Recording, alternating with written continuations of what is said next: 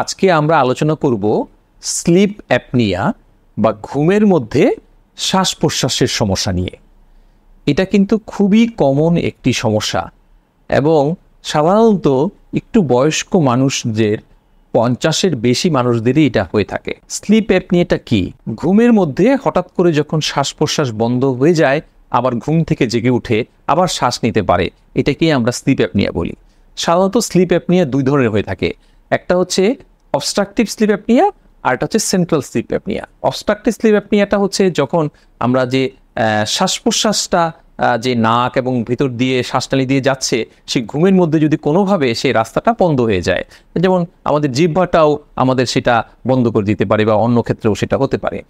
আরেকটা হচ্ছে মস্তিষ্ক যদি ঘুমের মধ্যে কখনো আমাদের মাংসপেশি বা শ্বাস নেওয়ার যে অঙ্গগুলো আছে সেগুলোকে ঠিক মতো সিগন্যাল না পাঠায়, তখনও কিন্তু আমাদের এই শ্বাস প্রশ্বাস বন্ধ হয়ে যায় ঘুমের মধ্যে। তাহলে এটা আমাদের লক্ষণগুলো কি হয়? আমরা তো লক্ষণ স্বাভাবিক যে ঘুমের মধ্যে শ্বাস বন্ধ হয়ে যায়, তবে যারা উচ্চ স্বরে নাক ডাকেন, যাদের ঘুমটা কখনোই ডিপ হয় না, ঘুমানোর পরেও যখন সে দেখে যে তার সেই তৃপ্তিটা আসছে না এবং ঘুম থেকে ওঠার পরে তার মেজাজ খিটখিটে থাকছে, কোনো কিছুতেই কাজ করে সে কোনো মনোযোগ ধরে রাখতে পারছেন না, এবং দিনের বেলায় দেখা যাচ্ছে যে অল্প অল্প সময় সারাক্ষণই একটা ঘুম ঘুম ভাব থাকছে, ক্লান্তি বোধ করছে, কখনোই নিজেকে সে সুস্থ ভাবছে না, সেগুলোই কিন্তু স্লিপ অ্যাপনিয়া রোগের লক্ষণ।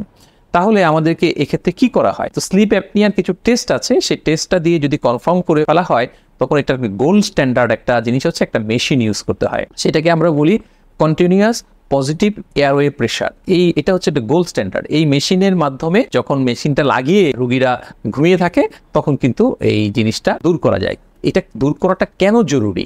কারণ হচ্ছে মস্তিষ্ক আমাদের অক্সিজেনের উপর ডিপেন্ড করে, নির্ভরশীল। যখনই শ্বাস প্রশ্বাসটা বন্ধ হয়ে যায়, মস্তিষ্কের মধ্যে কিন্তু অক্সিজেন কমে যেতে থাকে, এবং অক্সিজেন কমে গেলে সেটা কিছু মাইক্রো ইনজুরি হয়ে যায় মস্তিষ্কের মধ্যে।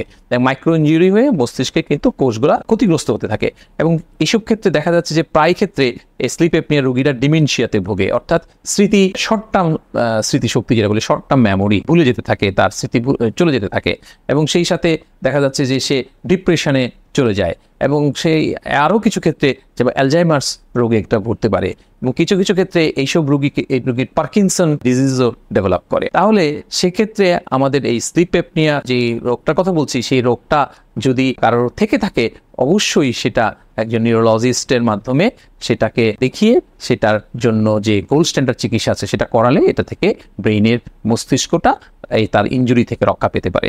ধন্যবাদ সবাইকে।